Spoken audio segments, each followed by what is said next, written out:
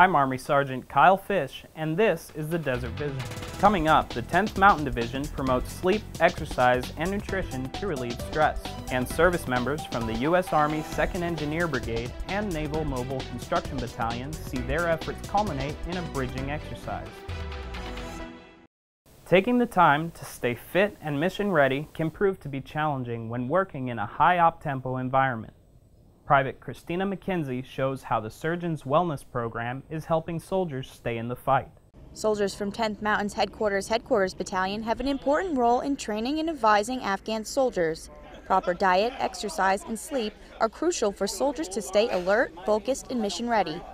The Surgeon Wellness Program is an initiative that we started when we deployed. What we wanted to do was take the Surgeon General's performance triad, which really focuses on exercise, sleep, and nutrition, and make that something that the everyday soldier could apply in the combat environment. So basically the program starts with an initial assessment, which basically involves blood pressure, cholesterol screening, O2 saturation, heart rate, height, weight, body mass measurements. That starts off at the beginning, and about 60 days later we do another assessment of those same measurements. With each assessment we do a counseling for the individual, the service member, let them know how they performed at that level, and then we can also talk about how they changed and talk about what steps they took in their lifestyle to reach those goals. Being in a combat environment certainly provides an opportunity to do a self-evaluation for any soldier or civilian that's deployed. It's an opportunity to focus on improvement after having that realization. I think it's a fantastic program because it really empowers our soldiers to make themselves better. And so anytime that you give a soldier a challenge, but also the tools to really address that challenge, great things are going to happen. And I think we've seen that with this program. We're preparing our soldiers to get into the fight, make sure we have the fittest men and women to take on the enemy. Army Private Christina McKenzie, Bagram Airfield, Afghanistan. As coalition forces transfer operations to Afghan forces, Afghan engineers are ready to take over.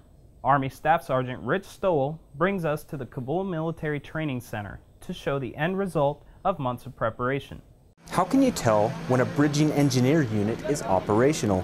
We're at KMTC conducting a field exercise with the National Engineer Brigade's Specialty Candec.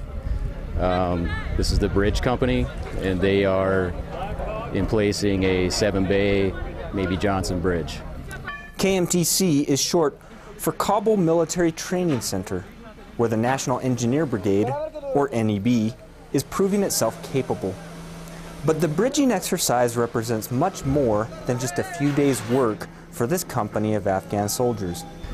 Today is a special day for the Specialty Candec and the Bridge Company. It represents the culmination of months of planning and training. This is their first time actually conducting a field exercise as a unit and placing a bridge at a remote site.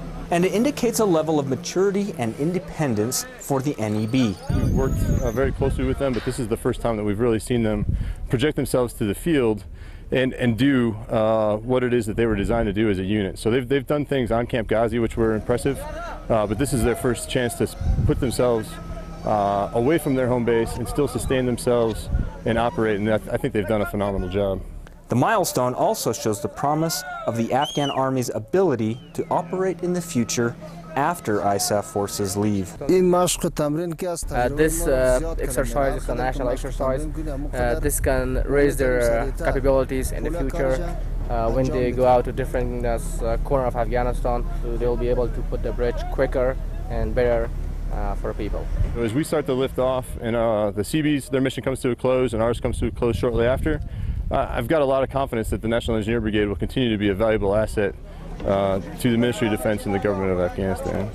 The NEB provides horizontal and vertical construction capabilities and is preparing for future missions that include bridging and well drilling. This exercise is proof that they are ready. They have been great. They've done everything we've asked for and more. They've been really impressive. Reporting from the Kabul Military Training Center, I'm Army Staff Sergeant Rich Stowell. Transitioning out of Afghanistan marks the end of an era. Sergeant Christopher Toby explains how things have changed in the past 13 years through the eyes of a Marine. In 2001, Hospital Corpsman Aaron Spaulding was redirected from a peacetime sea tour and was attached to one of the first Marine elements to conduct security operations in Afghanistan. During their tour, Spaulding said that he faced some of the most austere conditions he's seen. So we had to dig a fighting hole, and there was a fighting hole about every 75 meters. Fighting holes that we wound up living in for the next few months. So not as long as some of the other deployments I've been on, but can't get more expeditionary than that. He's deployed 3 times since, twice to Iraq, and now he finds himself back in Afghanistan. He's one of the lead medical personnel for Camp Leatherneck and part of the retrograde team ending the combat mission he began.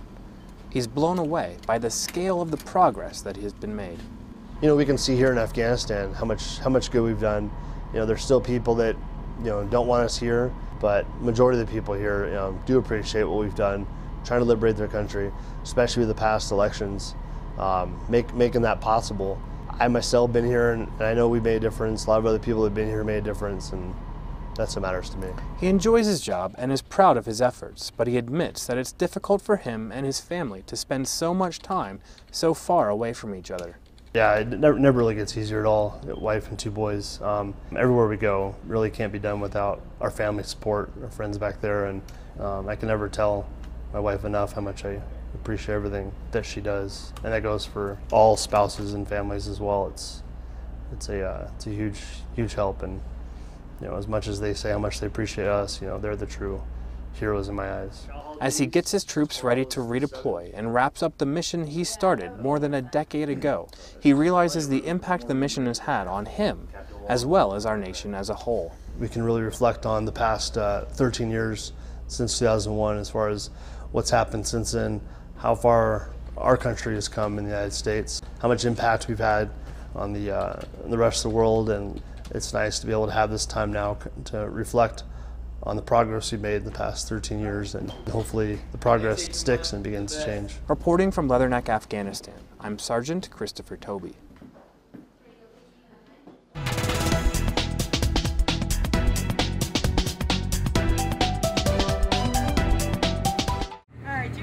Evening.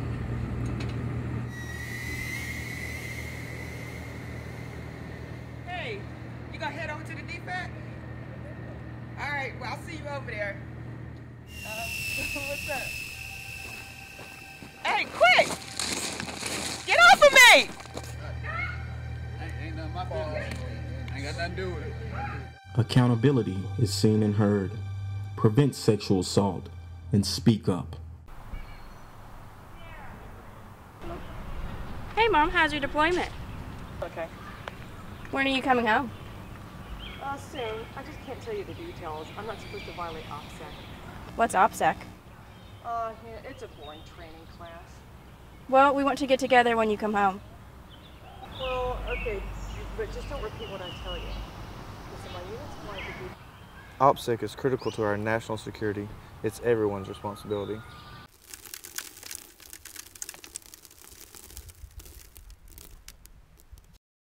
Welcome back to the Desert Vision. Indirect fire is a well-known hazard for most deployed soldiers. Army Staff Sergeant Rich Stowell explains how the hard work of one unit keeps soldiers safe while building goodwill with the local nationals. To be safe, Bagram Airfield needs eyes and ears outside the wire. Meet Apache Troop, 175 Cavalry, 101st Airborne. They are tireless, and their hard work and long hours in the Bagram Airfield security zone are providing coalition forces the reconnaissance they need. So right now we're conducting a dismounted reconnaissance patrol through the village of Kali Kawaja, basically interacting with the locals, seeing what kind of information we can get. Their patrols give them the chance to disrupt enemy activity and build goodwill with Afghans. We are Bagram's outside for protection. They deny enemy freedom of maneuver to reduce the risk of indirect fire on Bagram Airfield. Since they began operating, attacks in the Bagram area have gone down. We do this every day. A typical mission would be about 12 hours a day. So Apache Troop is leaving a legacy of security and also making a bit of history. They are among the last elements of the 101st Airborne Division to serve in enduring freedom. Yeah, we're the last ones conducting actual, dismounted patrols throughout the area of operations. Before they leave, they have to help a team of Marines who will work with a contingent of soldiers from the Republic of Georgia, get familiar with the area. Get squared away. Get these Georgians guys on the left flank. But it's all in a day's work for these Cav Scouts. I mean, I couldn't have asked for better soldiers in this platoon. I'm very fortunate. I have stellar, dynamic NCOs and excellent soldiers, and they make it happen on a daily basis. We conduct 12-hour patrols almost every day of the week, and never hear them gripe, complain. I mean, they know the mission, and we execute. Reporting from Bagram Airfield, I'm Army Staff Sergeant Rich Stoll. The U.S. Army is dedicated to saving money through energy conservation. Army Sergeant Jesse Anderla explains how taking simple steps to save energy not only helps the Army reach its overall goal, but also gives soldiers something to strive for. Soldiers on Camp Arif John, Kuwait ran in a 5K race in the name of energy conservation. The race drew a large crowd in an effort to raise awareness for the Department of the Army's Operational Energy Campaign. We got to look at how do we conserve fuel and energy, because for two reasons. It's not an endless supply, it's going to run out eventually, and plus if you use fuel correctly, team, it can be a force multiplier. Operational energy incorporates elements of soldier, basing, and vehicle power. Delivering fuel, water, or batteries uses resources that could be used in other vital areas. The less energy you use, that's one less truck that has to be driven out there, that's one less soldier's life that's put at risk. Energy conservation and recycling programs not only help to minimize our footprint, but the money saved goes directly back into the budget. You can help by simply turning off a light. If you forget to turn off the light for your room, in the grand scheme of things, that's going to cost the Army a half a cent. But all the soldiers across the whole base doing that for a whole year, that starts to add up to real money. The success of this program is reliant on everyone's will to incorporate energy changes into their daily lives and operations. For U.S. Army Central, I'm Army Sergeant Jesse Anderla. When there is a casualty on the battlefield, transportation is vital when there is no time to lose. Army Sergeant Chloe Barnes takes us to Camp Hero, where Afghan soldiers are taking life-saving efforts into their own hands. You would need to stay on oxygen and IV fluids. U.S. Army Forward Surgical Teams, or FSTs, are mobile teams that provide surgical capabilities between the battlefield and an established medical facility. The 205th Corps of the Afghan National Army is now closer to having this asset as they work with members of the U.S. Army's 250th Forward Surgical Team of the 62nd Medical Brigade at the Kandahar Regional Military Hospital, or KRMH. This is a huge step. We've been going out a few times before today to try to inspect and basically validate the Air Transport Trauma Unit, which is essentially the Afghan version of our Forward Surgical Team. We've invested a lot of time and a lot of money in trying to establish them the equipment and the manpower to get this up and running.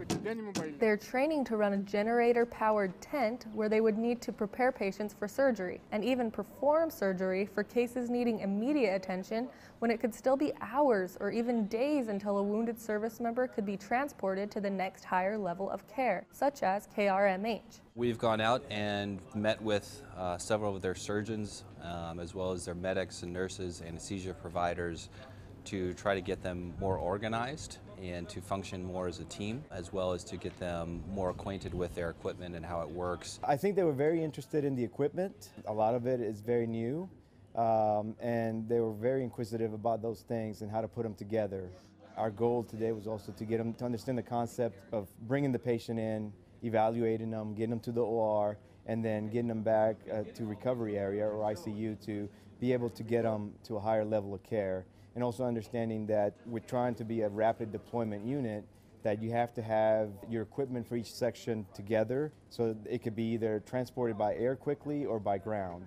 This is extremely vital, and this is part of our overarching mission right now in Afghanistan. Lieutenant Colonel Failer says it's important to focus on the Train, Advise, Assist mission from a medical perspective to enable the Air Transport Trauma Unit to provide this know-how to their own soldiers. It's extremely important, certainly in the beginning phases of it, but if we can continue this, there will be leaps and bounds by the next fighting season.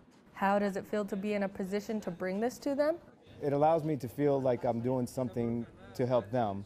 Certainly since we're looking at leaving Afghanistan now, that hopefully they can get their medical assets closer to what we can provide. They clearly have a very good knowledge base in terms of medical capabilities. I'm Army Sergeant Chloe Barnes, Camp Hero, Afghanistan. Yeah, I mean, so for this guy with a leg injury, there was no indication. Step Eagle 2014 granted an opportunity for a select group of National Guard soldiers to expand their knowledge on peacekeeping operations. Army Sergeant Jesse Anderla talks about one soldier that experienced this event firsthand. In his daily life, Daniel Schmidt is a father, husband, and a police officer for the Flagstaff Police Department in Arizona. Today, he is Staff Sergeant Schmidt as part of the 1st Battalion of the 158th Infantry Regiment for the Arizona National Guard. Being an infantryman, our job is to, close with and destroy the enemy. Being a police officer is more about protecting life and property and things like that. So you got to kind of flip the switch when you're going from one to the other. He is currently in Hohenfels, Germany as part of Step Eagle 2014, learning a variety of new peacekeeping drills. We've done quite a bit of like CRC, like riot control kind of stuff, and then a lot of traffic control points and just regular old foot patrols through the woods. His experience here has given him a new outlook on what may happen with peacekeeping operations, both military and civilian. The intensity of this training was beyond anything I've ever done as a police officer in regards to riot control. That's something I could probably definitely take back to my department, show them that how crazy a riot really can be. He also explains how difficult it can be to be a member of the National Guard. It's tough sometimes. Everyone expects you to perform at an active duty level when you only got 2 or 3 days out of the month to try to get up to that proficiency. It takes a really disciplined and motivated person to be a citizen soldier. In the regular Army, which I was a member of for many, many years, there's someone putting a boot in for you to do PT 5 days a week. My soldiers, they have to maintain themselves at the same physical readiness as the regular Army, but they don't get paid to do it. You're going to come back here? Schmidt is here with other hand-picked guardsmen to work together with their partner nation, Kazakhstan. I was excited, getting the chance to come to Germany. You don't get to do that very often in the National Guard. From Hohenfels, Germany, I'm Army Sergeant Jesse Anderla. That wraps up this edition of the Desert Vision. Find these stories and more at facebook.com/US Army Central. Thanks for watching, and we'll see you next time.